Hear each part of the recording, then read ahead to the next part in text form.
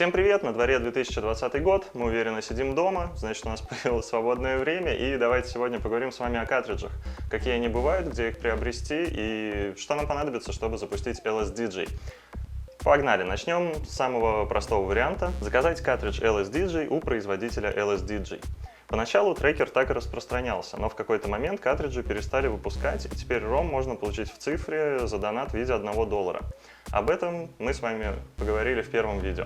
Оригинальный картридж имеет внутреннюю память, и подключение требует наличия трансфера. Это такое специальное устройство, для работы с которым сейчас понадобится найти старенький ПК и уже с его помощью обновить версию трекера или же сделать бэкап файла сохранения. Каждый раз вам нужен трекер, компьютер и не самый приветливый софт. Устройство достаточно сложно найти, но даже если у вас это получится, то сейчас это уже слишком неудобно. Существуют доступные аналоги оригинальных картриджей, которым для работы все так же необходим трансфер и ряд достаточно долгих операций. Например, картридж Blip Blob, продемонстрированный нам Balloonbear'ом. Далее, мой верный друг EMC Game Boy USB Smart Card. Существует в различных вариантах объема памяти. Приобрести его не так уж просто, я выкупил последний на eBay, так что в основном с рук. Картридж имеет разъем mini-USB, необходимый драйвер, который идет в комплекте, и шнур для работы с компьютером или переходник для смартфона. Существует несколько версий софта для закачки. Тут все просто. Выбираем, что мы собираемся сделать, записать или сохранить SAV или ROM файлы. Выбираем, с какой из двух сторон нашего картриджа мы хотим это сделать, указываем путь и запускаем процесс. EMC не имеет встроенного меню, сразу после загрузки включается залитый ROM с сохранением. Определить выбранную сторону картриджа можно по лампочке. Для переключения ROM необходимо выключить и включить приставку. Важно, картридж хранит только один SAV-файл на две стороны. Рассмотрим более современную версию картриджа с мини-USB. Лимитированная капсульная коллекция от Ben Vena и Non Electronics на японских платах. Картридж Drag and Drop, любезно снятый Balloonbear'ом. Купить его можно только с рук, для работы понадобится провод мини-USB, компьютер или смартфон. При подключении устройство определяется как диск, и мы сразу же можем записывать и сохранять свои данные. Никаких специальных драйверов и стороннего софта не потребуется. Существуют еще более крутые современные картриджи. Для переключения сохранений и версий программы не требуется помощь компьютера или смартфона. Вот о таких нам сейчас расскажет Максим Феонау. Доброго времени суток, меня зовут Максим.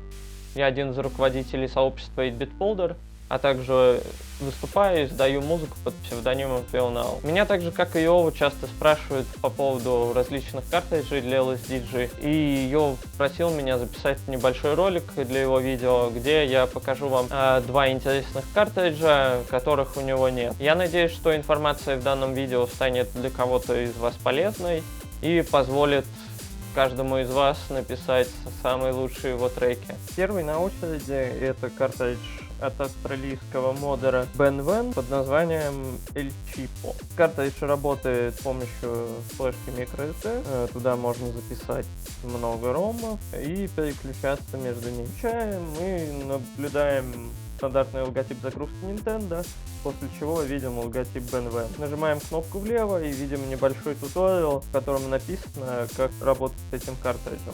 Меню картриджа немножко неинтуитивное, но после того, как вы потратите некоторое время и разберетесь, оно станет вполне привычным и логичным. Выбираем в меню пункт GB-ROM и видим корневую папку, в которой лежат мои ромы с LSDJ. Помимо microSD-карты, картридж обладает собственной флеш-памятью, в которой записываются ваши ромы. После того, как вы выбираете новый ром, старый ром стирается из памяти и туда загружается новый. Это нужно для того, чтобы картридж считывал ромы не с microSD-карты, а с более быстрой флеш-памяти для того, чтобы ваш загруженный ROM не тормозил во время работы. Так вот происходит запись ROM, и мы попадаем обратно в меню с надписью Ben Vena. Нажимаем Start, и происходит запись выбранного нами ROM, который уже записан в флеш-память моего картриджа. Мы видим опять стандартный логотип загрузки Nintendo, и после чего попадаем в загруженный нами ROM. Для того, чтобы записать ROM на картридж, необходимо просто вставить microSD-карту в ваш компьютер и записывать ROM непосредственно на флеш-карту. На картридже обязательно должна присутствовать папка Save. в которую сам картридж генерирует файл сохранений для ваших ромов, и в которую нельзя просто взять и записать свои сейвы. Для того, чтобы загрузить ROM с его уже готовым сейвом, мы просто записываем это в любую часть SD-карты, после чего вставляем карту обратно в картридж и включаем Game Boy. Включаем Game Boy, нажимаем кнопку Select, идем во вкладку Directory. По умолчанию выбрана корневая папка. Идем в директорию GB-ROM, выбираем только записанный файл lsdg789 и ждем, пока он загрузится. После загрузки нового рома нам обязательно необходимо нажать кнопку Start, чтобы выбранный ROM запустился и картридж генерировал для него уникальный файл сохранения. Картридж загрузился, и мы можем наблюдать тест картриджа, где он проверяет соответствие ROM и RAM памяти необходимым требованиям LSDG. После прохождения теста мы видим надписи ROM OK, RAM OK, и мы попадаем в пустой LSDG.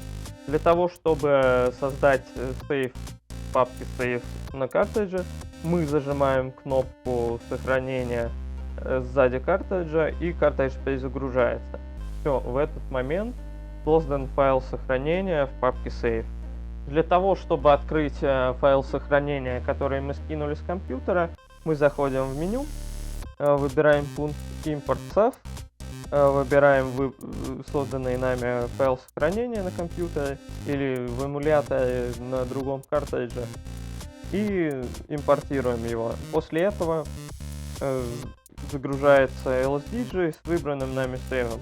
Чтобы он загружался по умолчанию, нам необходимо опять зажать на картридже кнопку сохранения, и тогда этот ROM всегда по умолчанию будет загружаться с выбранным вами сейвом.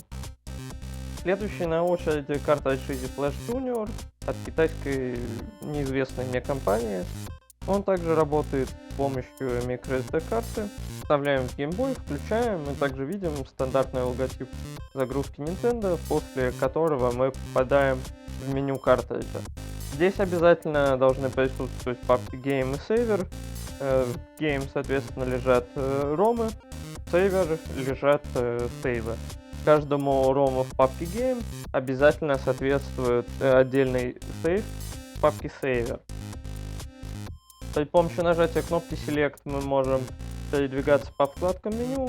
Вкладка Set — это вкладка настроек. Здесь можно настроить часы реального времени, которые используются в играх типа Pokemon. И можно поставить автосохранение, которое будет бэкапить сейв на microSD карту из внутренней RAM памяти самого картриджа. Открываем папку Game и попадаем в папку, где лежат мои ROM с LSDG. Жмем А, выбираем ROM, и происходит загрузка. После загрузки мы снова видим стандартный логотип Nintendo, после чего попадаем непосредственно в LSDG. В отличие от предыдущего картриджа Benven, этот картридж имеет собственную RAM-память и батарейку, которая поддерживает эту RAM-память активной. Для того, чтобы сохраниться, нам просто необходимо зайти в меню сохранения, сделать сохранение, и вы можете спокойно выключать Game Boy, ваш сейф никуда не денется. После включения Game Boy попросит вас забэкапить ваш сейф. Вы нажимаете кнопку А, чтобы сделать бэкап сейва, либо нажимаете кнопку Б, после этого RAM-память картриджа просто очищается. Для того, чтобы загрузить свои ромы на картридж, вам также необходимо вставить microSD-карту в компьютер, и на карте вы увидите файл EasyGB. Это прошивка самого картриджа, она должна обязательно лежать в корневой папке флеш-карты. В папке Game содержатся ромы, вы можете записывать сюда LSDG, любые игры, вы можете сортировать их по папкам и так далее. В папке Saver хранятся сейвы, они создаются либо автоматически после запуска игры, либо вы можете записывать сюда любые свои сейвы. Главное, чтобы они соответствовали по названию рому, и они не должны сортироваться по папкам внутри папки Saver. Благодарим Макса и погнали дальше. Достаточно хорошим вариантом являются картриджи EverDrive X3, X5, X7. Их легко приобрести, и они достаточно дорогие. Изначально для работы не требовалась установка файлов прошивки, но разработчик сделал несколько обновлений. Для запуска игр достаточно скопировать ромы на microSD. Картридж имеет внутреннее меню, недостатком является отсутствие поддержки Real-Time Clock. Если все-таки заполучить желаемый картридж для вас сложно или практически невозможно, не стоит унывать, существует целая DIY-культура. Некоторые девайсы способны тянуть на себе LSD и SAVы. Для моддинга подойдут различные старые картриджи, геймбой-камеры, миллион часов энтузиазма, свободного времени, и прямые руки тоже не помешают. Возможно самостоятельно определить объем и принцип работы вашего устройства и даже сделать собственный трансфер для различных картриджей. К сожалению, понятия не имею, где это приобрести и сколько это стоит.